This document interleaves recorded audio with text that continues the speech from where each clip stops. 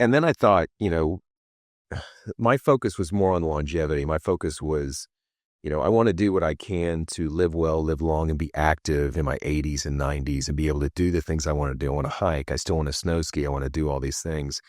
And people in my family at that age, that's not the case.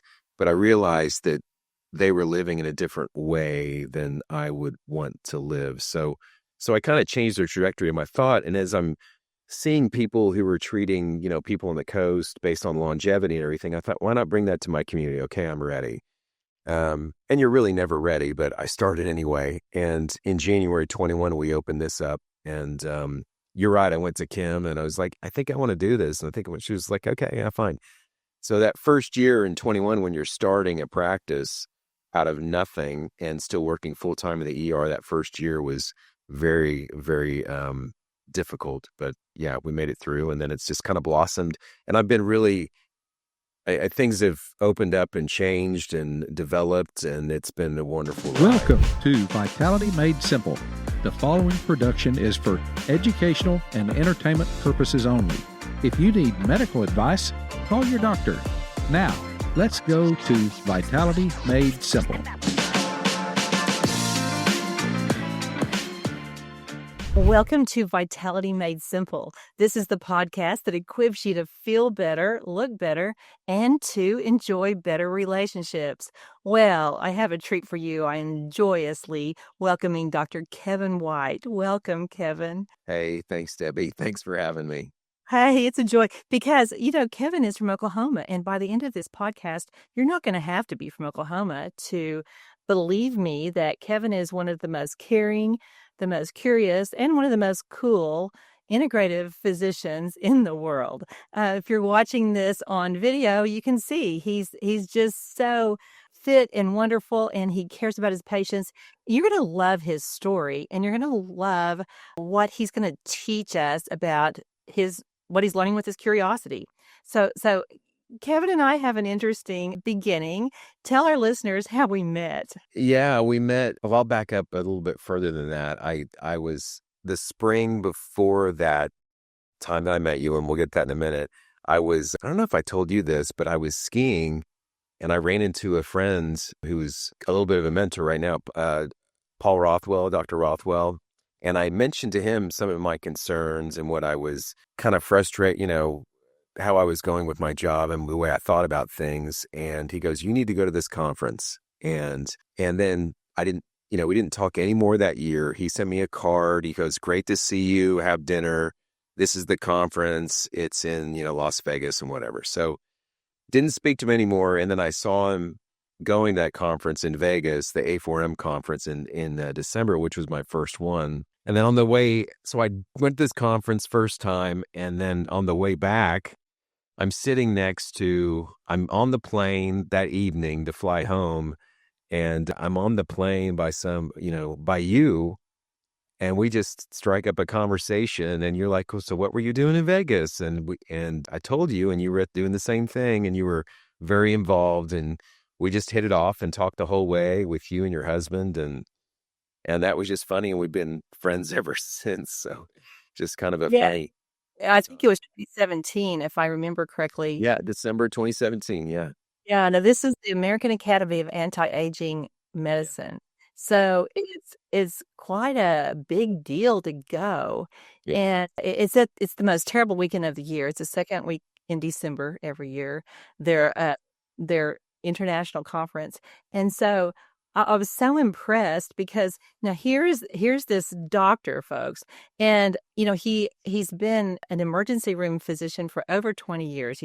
He's arrived. He goes to work. He makes a great salary, and he goes home and gets to relax and forget it. So Kevin, you start, apparently something got you obviously dissatisfied with medicine. Tell our listeners what happened there.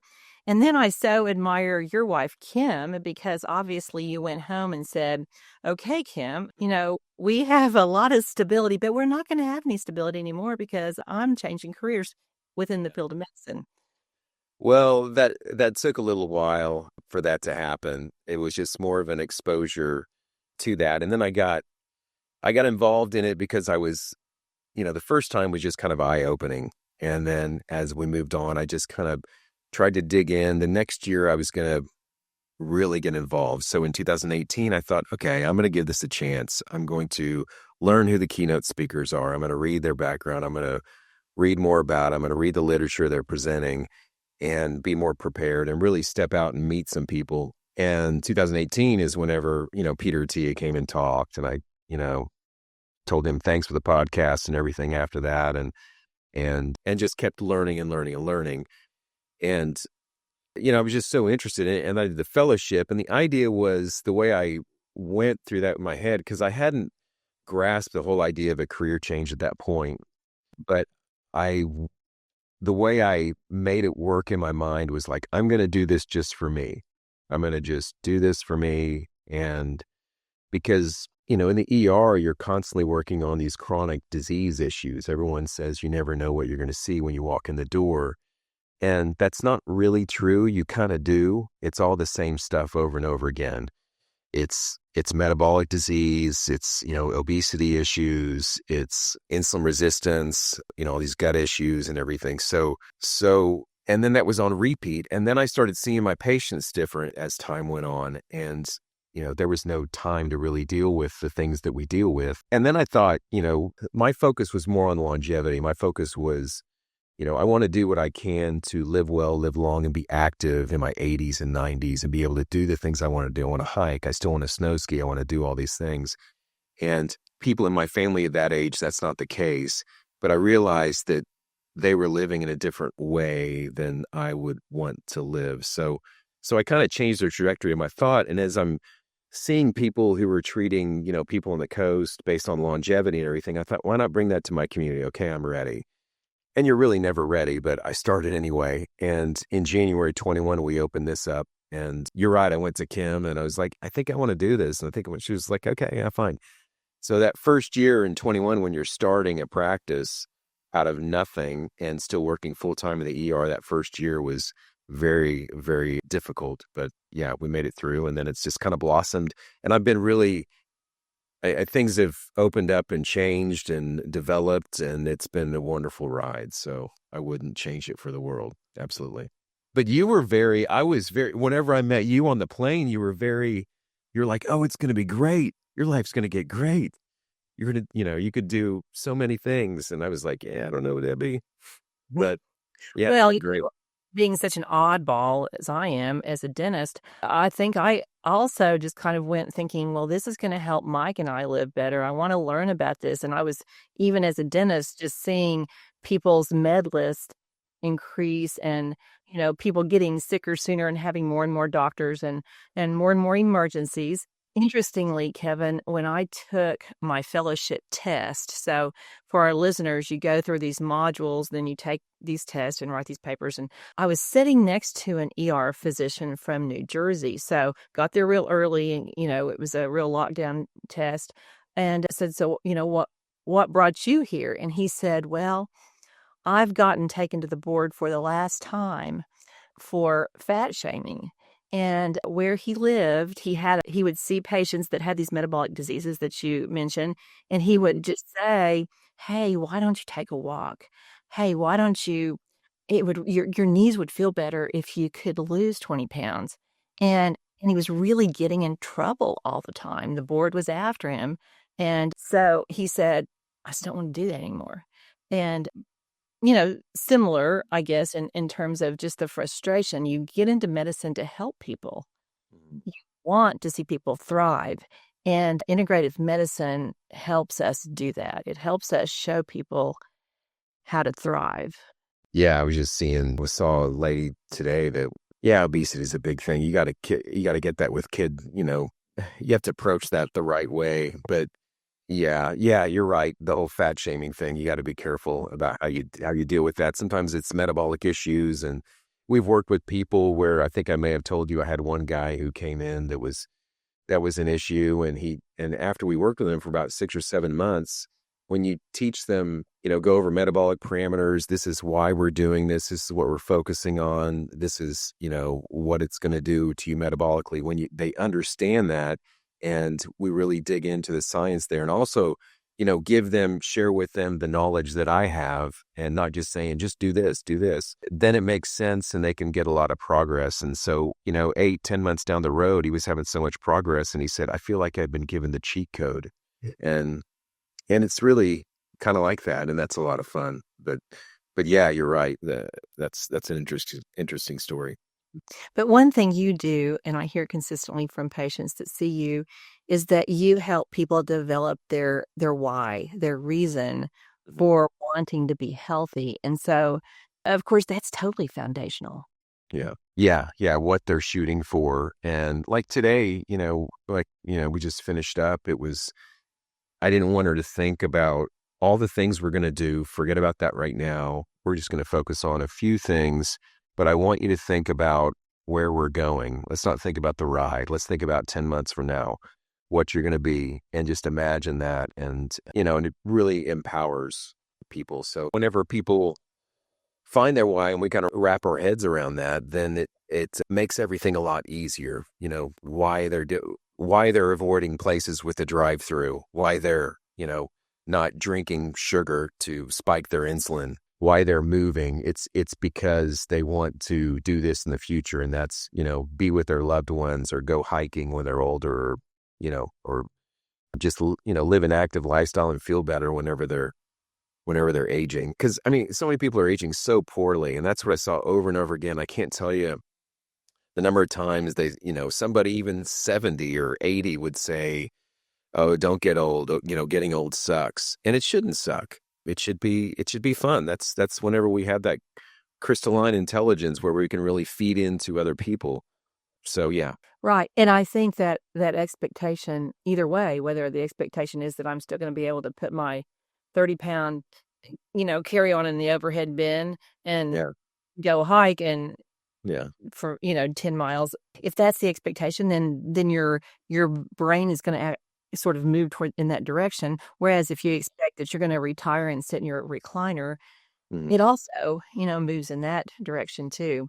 Now I've observed you once. We met on the plane, and then a couple of years later, you called me and we had coffee, and you were getting the work done, but you've been just so brave from my standpoint, Kevin, to explore all of these new things that are coming up.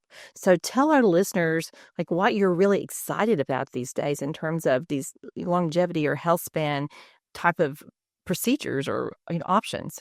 Yeah. So we haven't really announced this yet. I don't know if I told you about this yet. So we've been working with a few different groups. One's called OptiSpan out of Washington, out of Seattle, and a group called Human Sync. And we're doing a cognitive assessment and management reversal. I'm calling it brain span. It's Love that. And Debbie, kind of my passion is around, cognitive decline and dementia. So that's really common in my family. And my genetic markers kind of puts me at risk for some of that stuff too. Like I've got an uncle that's one of my coolest uncles that got, he doesn't know who I am anymore. And he's, probably he's in his late 70s. And it's just a bummer to see. And my grandfather was the same way. And there was some underlying, as I look at it from everything I've learned in the past 5 years, a lot of that is metabolic. A lot of that is other issues too. But this is a thing we're doing. There's a lot of interventions involved to kind of really affect that. And I've already got a patient that's kind of a pilot in that. And we've done, it involves MRI, looked, utilizing AI tools and everything as well. And we put her through as a pilot, and she's just feeling great and noticed some changes already. So we're looking to follow up with her with some other imaging studies later this year. So, but yeah, I'm super excited about that, for personal reasons, So this is a person that had some markers and is not yet experiencing any cognitive decline? Right. So she has noticed some cognitive decline. There's some part of the testing we do is these genetic markers. And then it's, for her, the initial evaluation was through NeuroAge, and it involved, genetic markers, this, brain evaluation where they take these tests online and everything. and, they get the imaging done and it's read by AI, and you can see shrinking in the hippocampal area and other places that are concerning for early dementia. And as you know, I mean, you've talked to Dale Bredesen on a previous podcast. If anybody hadn't heard that, they ought to go back and check that out. But there are interventions we can make. And just because you're having some cognitive decline, just to say, oh, I'm just getting old. I hate hearing that crap. Whenever somebody says, oh, I'm just getting old, it's just garbage. So you can do some things to intervene. And then there's some other, there's lots of other things that can be done. So yeah. Yeah, Dr. Bredesen and I talked about the fact that he recommends that cognoscopy, a parallel to a colonoscopy, but for the brain, at age 35, Kevin, 35. I mean, when I'm 66, at 35, would never think about having any kind of problem. But it's changed a lot in the last 30 years. Yeah. So what do you like? Okay, if you were telling our listeners, here's the top 3 things that you should do to preserve your brain before you start today, what would you tell them? I would say, okay, sleep, eat, and move would be 2 things or 3 things. So sleep, get your sleep game in order, whatever that takes. If it's like, if you have sleep apnea or whatever, you've got to get deep sleep the first half of the night. We know that, if you're not getting that deep sleep, you're not cleansing your brain, the lymphatic system and everything is super important. So if you're a poor sleeper, figure out why, fix it. And there's lots of information about that. We know about, staying off screens, all the things that I'm sure you've spoken about before, setting the tone in the morning, seeing bright light in the morning. So that would be one thing. Second thing is eat. One of the common things with people with dementia or cognitive decline is they have this insulin resistance issue. And, things like liquid sugar or things that are spiking your insulin, that can be a common issue. Like for instance, my uncle has got bad dementia. He's got a crazy sweet tooth and he's diabetic now and all this stuff. And you wouldn't think it just because, and he's thin. He's always been thin. So that would be one thing. Just because you're thin, don't think that you're not insulin, resistant. So if that's an issue, figure it out, get it fixed, and then move. I would say, lean muscle is the currency of aging, in my opinion. It gives you resilience. It's like money in the bank for whenever you have an issue. So, and we're learning that lean muscle acts like an endocrine organ. So myokines are released for the brain and all that. So that's important. But if you don't like lifting, just move, get out and walk. Even after dinner, it's been shown to lower blood sugar after, if you go on a short walk after dinner in the evening when it cools down. So those are 3 big things I would say to do. Sleep.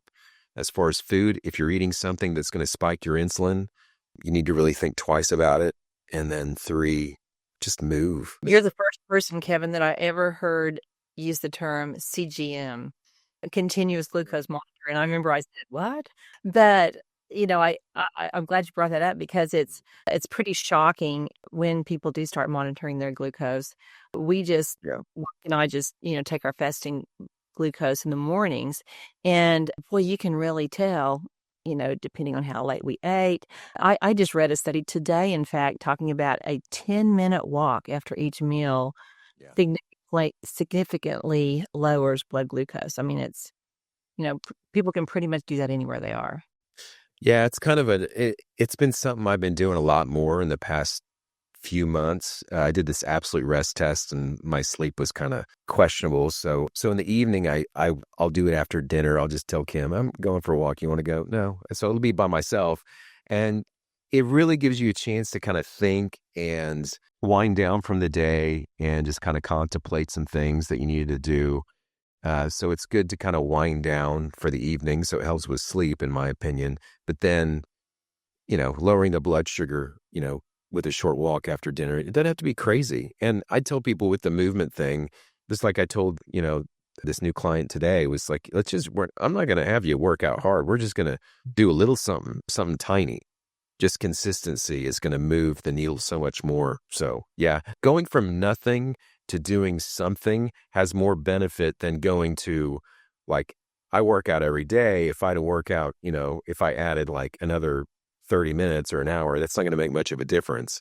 But if you're going from nothing, totally sedentary, to moving, doing something, the change, the delta there is so much more. So yeah. Well, and I always try to encourage people to do something fun, that's something they like. Think about when they were a kid, that they like to shoot baskets, go shoot baskets, play ping pong, whatever it is. Yeah.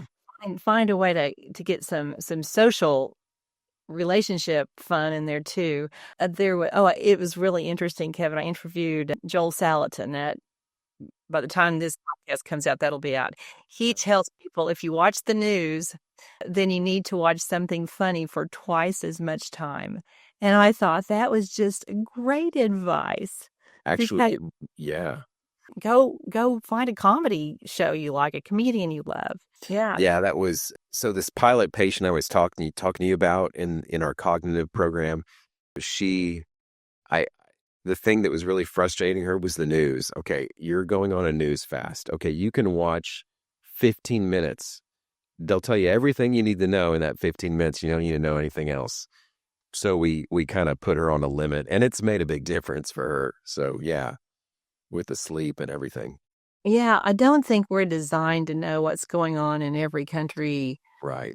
in real time. I just think, I think our own community is really what matters.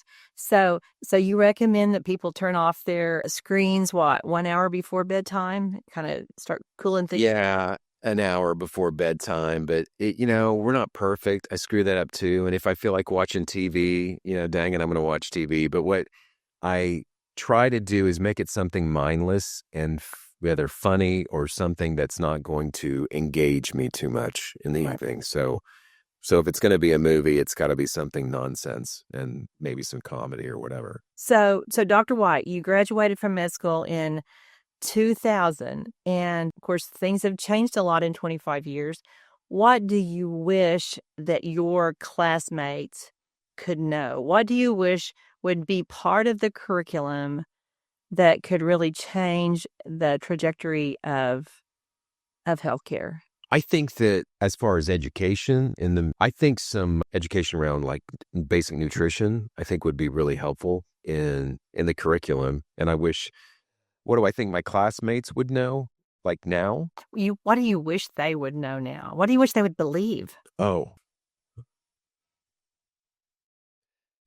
what I think about, the scientific community is we're down on what we're down on. We kind of poo-poo what we don't really understand because we haven't really read about it or paid much attention to it. If there's, and, in the history of medicine, something comes out and we ostracize somebody, for washing their hands. There's germs or whatever.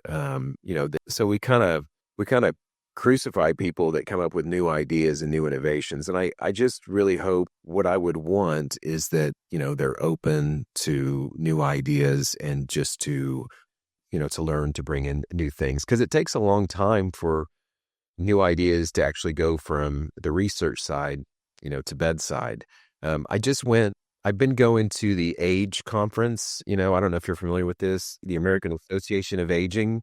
So we donated it to OMRF, Oklahoma Medical Research Foundation, and we do that every year. But they have a thing for the donors. Doesn't matter if you donate a tiny bit or a lot.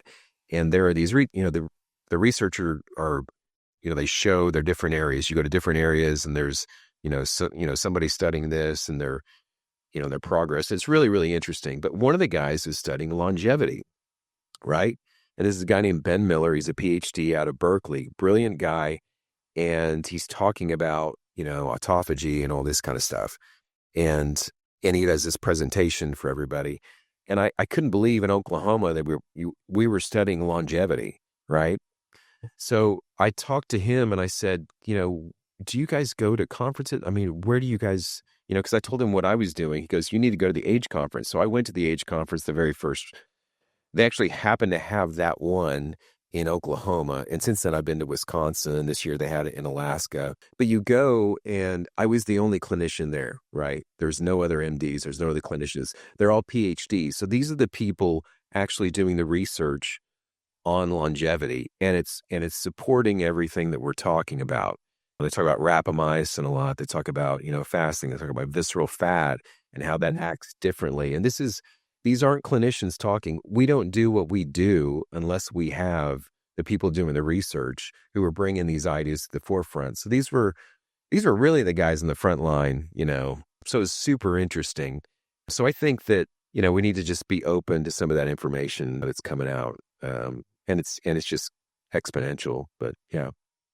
Well, and isn't it shocking that you were the only clinician? I mean, Well, yeah, it's really meant for it's it's meant for PhDs in doing that type of research, and there's brilliant people there, and that's where I met Matt Caberlin was there, and since then we've kind of started working together a little bit. He's out of Seattle that we've talked about before, but yeah, I mean, it's not like they're not invited, but I think it'd be great to have that. It was great for me to have that exposure. And at that time, it just hit me in the face. It's like, wow, we don't do what we do in the world of science without the people doing the research and coming up with treatments and ideas. And we just take the ball and run with it. well, and then it takes what a good 20 years for it to even hit Yeah. the clinic. Unless there's people like you who are going and checking it out and incorporating it earlier. I mean, you're an early adopter in so many areas, Kevin, and that's it's just so impressive. Most people aren't. I know you have a podcast. It's called The Daily Apple, folks, and you interview a lot of people in it. Have you like me, have you found that a lot of the researchers are just so eager to be podcast guests to get their message out? Yeah. Oh, yeah. Yeah, we had Ben Miller on. We need to have him on again. He's just a brilliant, brilliant guy. So yeah, and Matt Camerlin's been on a handful of times when I'm up in Seattle. And they have a good one called it's the Optus Band podcast. So that's great. But yeah, they're putting a lot of great information. So it's not like it's not accessible, and it's real science. It's not. Well, they usually write some really good books. I'll find a great book that kind of alerts me. I'm going to interview a scientist from Boston College named Peter Gray. We're going to talk about the value of play and being outside. Yeah. And I'm just all in for that because, we all need to play more no matter what age we are. We can't ever stop playing. And he talks a lot in his book about just the health benefits, not tying kids down in school. It's kind of, going down that avenue. I think it's going to be super interesting. As a new grandma, I want to understand the best possible things for my granddaughter. So, it's just Cool. so interesting, these people that are doing this hard work. So your practice now, are you in the ER at all? I haven't been for some time. I haven't been for maybe a year or so. So it's been a while. Now you and Kim have always had a very healthy lifestyle. You've worked out Yeah. for years. When I met you, you were fit. But how has what you've learned changed what you two do at home? Yeah, you really, man, I reframe the way I think about everything, and it probably it's driven my daughter crazy because I really, you need to take ownership on what you put in your body. Like my daughter, whenever she was 15 or 14, she had some friends over. There was ice cream in the fridge, and I just was looking at the cart and I thought, how much sugar is actually in this? What else in this? And I didn't say anything. I just got it and I looked at it, and she was like, "Dad," just took it from me. It's like fun sponge. But we kind of reframed the way we look at everything. And she makes a lot of meals for her father, who's heavily, he's actually vegan. But so I have it's a really plant forward type diet is what we have. So just really thinking about the way I fuel myself, that's all really changed quite a bit. So, and I mean, the reason I work out now is really just for the reasons we've just discussed. It has nothing to do with trying to look good or anything, but it's about how I want to live in the future. So you're training for the 80s and 90s and beyond. No, it really is. And you see that. I mean, that's been, I say my front row seat to life in 40 years as a dentist. You see the trajectories of people and you see what they're still able to do at 75 versus somebody else who's 75, but actually has a chronological age, 20 years different from somebody else because of these same decisions. Well, how have you seen your metabolic markers, Kevin, change, say, from, I don't know, 2017, 2018 to now? Fasting glucose is, I mean, my metabolic markers. Your own metabolic markers, have you, what improvements have you seen, if any? I mean, I know that percent of change is small because you were already healthy, but Yeah, I mean, fasting glucose has gone down, ALT has gone down. Look at that for early signs of fatty liver. Inflammatory markers are low. Cholesterol markers were better than they had been. So that's always fun to see. So it's really doable. You can take this over. I tell you, we did the CT angio read by AI, the Clearly study. no. I mean, I'm getting off on a tangent. Matt, I was going down with Matt for a conference he was going to speak at, is the Live Long conference is what it was called, down in Palm Beach there. And he said, let's go down the day early and we can get our CT angios. And I'm like, most guys would, go golf or do something, but we're going to go hang out and get our CT angios. And it's read by AI. It's really interesting. And I think that's going to be the way we look towards, we need to start evaluating cardiovascular disease like we do, colon cancer, getting a colonoscopy, that sort of thing, actually visualize the area. So with cardiovascular disease, we do all these proxies and, looking at, lipids, evaluation, blood pressure, and all these other things, which are important, but we don't actually have a real visual for it. So this is a super interesting test. It's read by AI, and of course it's read by a cardiologist, but it has an AI proponent where you can actually quantify your soft plaque, not only your calcified plaque. People get their calcium score, which is healed plaque, but it can evaluate that soft plaque, which is the problem, and it's going to rupture and causes, issues. So that was fun, and mine was very clear, which was really nice to see. But so yeah, there's been some benefits, personally. I still, honestly, I mean, we're all human, and my sleep is still garbage from time to time, pretty regularly, but it's pretty dialed in. But that happens whenever you have a 19-year-old at home, I guess. Well, and after being a med student and then ER doctor, I would think that there's a lot of unravel to do there to get to healthy levels. Now, we have a different perspective, you and I, on prescription meds than we were taught. What do you see for the average person listening, taking, a list of meds? What warnings can you give people? What information can you give people about their medications and maybe what they should be thinking about? Let's take statins. That's a very controversial area. Sure. I mean, some people need statins. I mean, I'm not against pharmaceuticals in the right situation.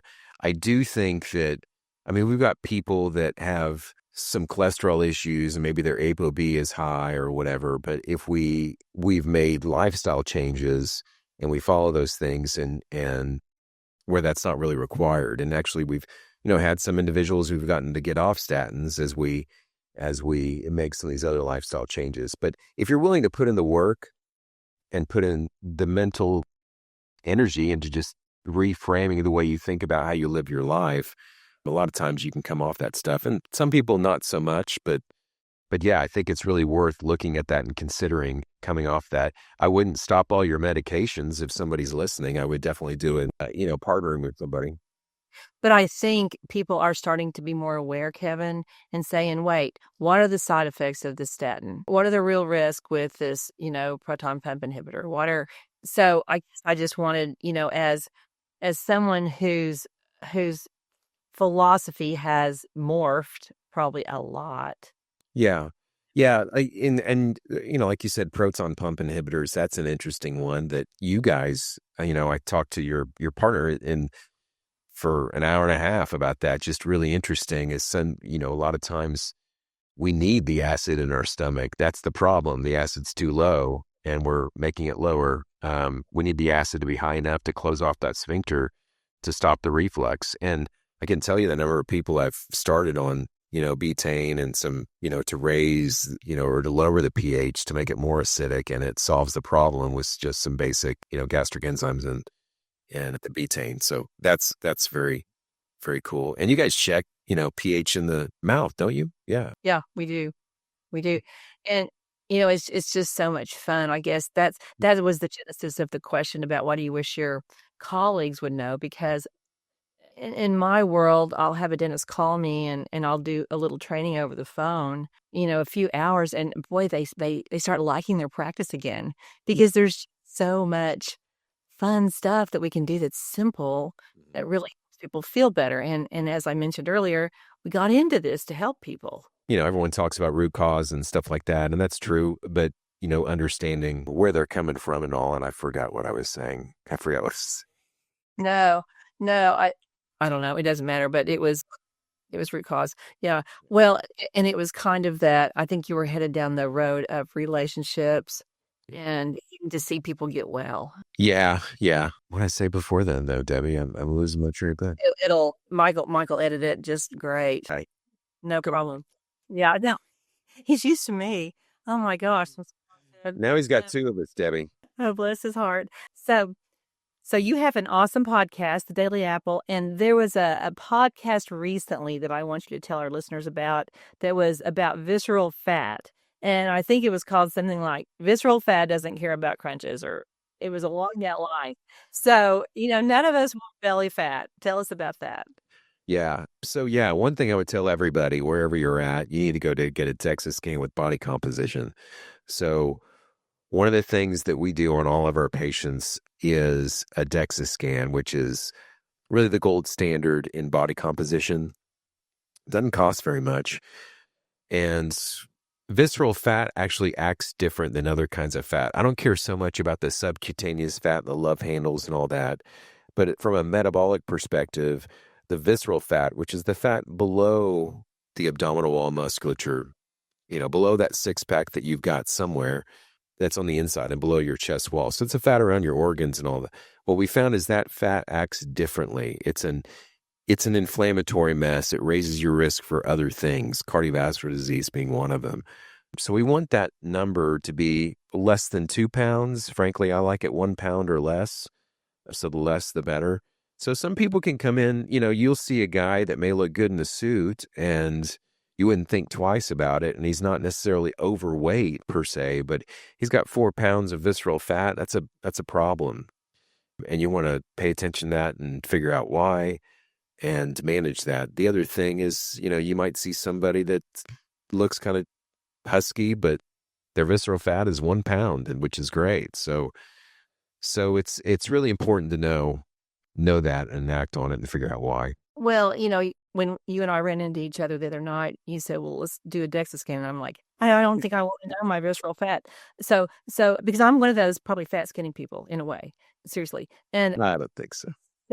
so what when you say manage it, what are some of the strategies you tell people to start with? Well, if you and Peter in his book, Peter Tia, book Outlive, he makes a good point about how he discusses visceral fat. You think about it like, think about your bathroom, think about your bathtub, and whenever, you fill up the tub, everything's fine, but a little bit more and it overflows, and it doesn't take much to cause some water damage, right? So it doesn't take much. So think about that visceral fat as the overflow. The subcutaneous, all this other fat that we see externally is one thing, but then you have overflow into the viscera. So what can you do about it, right? That's what we care about. So if you're a heavy drinker, a lot of alcohol, that'll cause that problem. So if you slow down on that can make a big difference, right? If you're not in energy balance, that's a big thing, so which means, if you're not exercising enough to balance your resting metabolic rate, which you can measure as well, that can give you some idea on how to lower that as well. If you're insulin resistant, if you're eating things that's spiking your insulin all the time, that'll raise it as well. So there are things you can manage, and just picking a few and making it easy and simple and consistent, you can lower that and really extend your life, really, and be more vital. No, that's great. Just to have a metric like that, to be able to measure it. Go back, how often do you have people check it once they start on their strategy?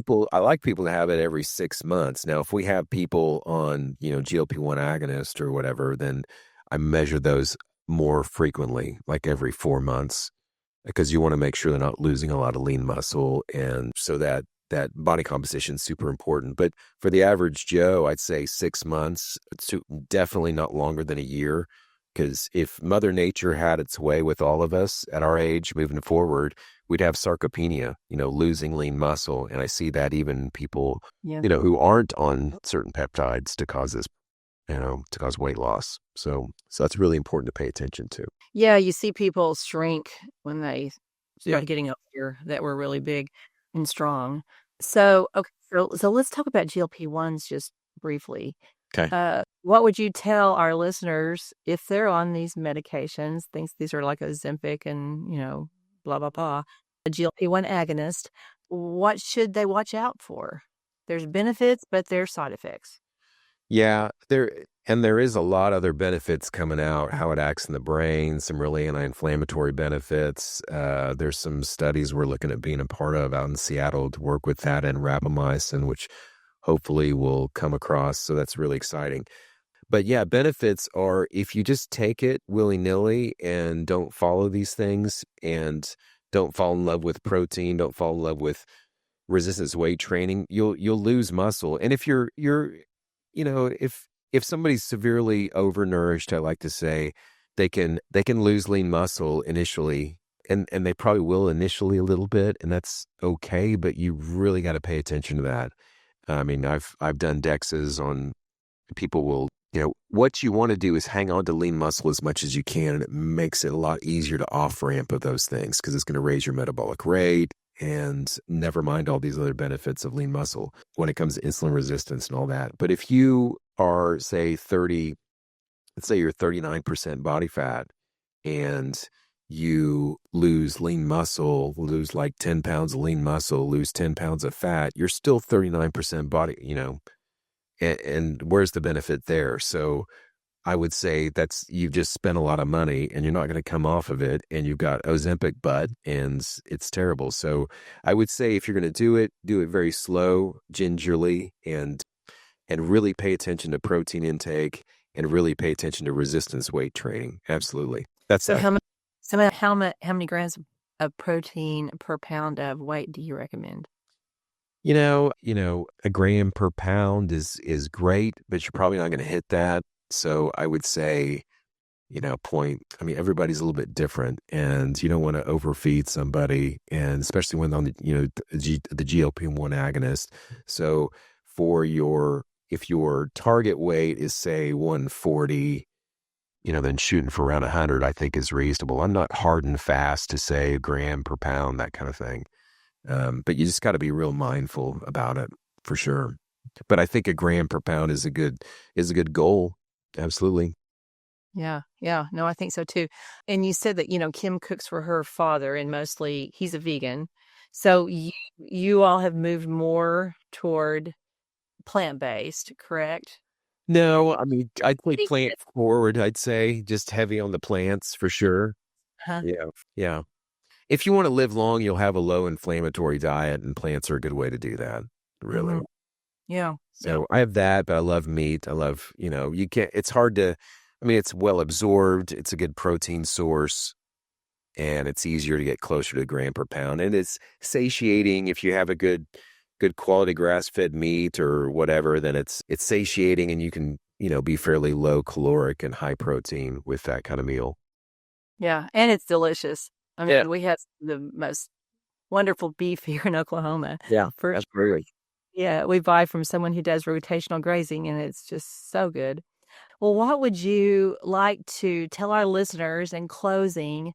I want you to tell them about your podcast and, your social media outlets, but also just what words of wisdom, of encouragement can you give them to boost their vitality and boost their health span? So yeah, we do have a podcast, The Daily Apple. It's been great. It's been fun. It's almost more kind of like you. It's just more about me because I learn a lot whenever I talk to somebody else. I'm often jotting down notes and doing things. And we just had that one with Dr. Dermer, who was kind of a sleep guru. And I went back and listened to that again a few times because I thought it was just a lot of pearls that I thought I understood sleep, but he was just really throwing it out there. So it's been a lot of fun. So yeah, the Daily Apple, and then yeah, and what was your last? point. I mean, actually, to get good information, pay attention to what you're paying attention to, really. And you're putting out a lot of great stuff. And I can't believe you've had some of the guests you've had. I'm like, how do you get those people, Debbie? That's fantastic. So You know, I'm just fearless. It might be the hair. I don't know. I, You know, it's, and yeah. yeah, And folks that are watching this, there's no air conditioning. It's like 90 degrees. The hot time in Oklahoma is not noon. yeah. It's like 6 o'clock, and that's where we are. So I'm just, sweating like crazy, sweat's rolling down my back. But thank you. And, I would tell people just think about what you want and go for it. Yep. You don't want to be normal. Hear me joke about normal, Kevin. Normal in our world is pathetic, you know, and, it's dehydrated, irritated, constipated, frustrated. How many people do you see constipated? Overscheduled, overstimulated, undernourished, underrested, and totally stressed out. Normal is not good. And I've seen too many people in my front row seat who get to 70, get to 75, and they haven't thought about the things you're teaching your patients and it's you're teaching on your podcast. And they regret it. And that's, regret is just so sad, but it's never too late to start. Yeah. I would invite people to follow Dr. Kevin White. So you can look on Prime Health, on the Prime Health website, and find out. Yeah. You can see Dr. White. He's licensed in other states, but is becoming licensed in more and more states, so he can do telehealth. And you can gain his knowledge and his experience, even if you're not fortunate enough to live in Oklahoma like we do. So Yeah, primehealthassociates.com. Yeah. primehealthassociates.com. Thank you. And what is your Instagram handle? Kevin White, MD. Actually, Kevin White MD. Okay. Well, we'll put all that in the show notes. yeah, Kevin White, MD. Yeah, and that's the YouTube handle as well. Good. Okay. Well, thank you for being here today. It's just a pleasure to know you. I would encourage all of you all to talk to people on, the airplane. If they don't look like some weirdo, just go ahead and say hi. And, he didn't. And we had a really fun conversation. And usually sort of put my earphones in and just look straight ahead. But I'm really thankful that we got to know each other. Thank you so much. Me too. Me too. Absolutely. Thank you, Debbie. Thank you so much. And thank you all listeners. I think we're in about 140 countries and 6,000 cities because you're sharing and you're subscribing, and just blessings until next time. Thanks for joining us on Vitality Made Simple podcast. Be sure to visit drdebbieosment.com for our courses and resources designed to help you feel better, look better, and enjoy better relationships. Please remember to like, subscribe, and share. Thanks for joining us.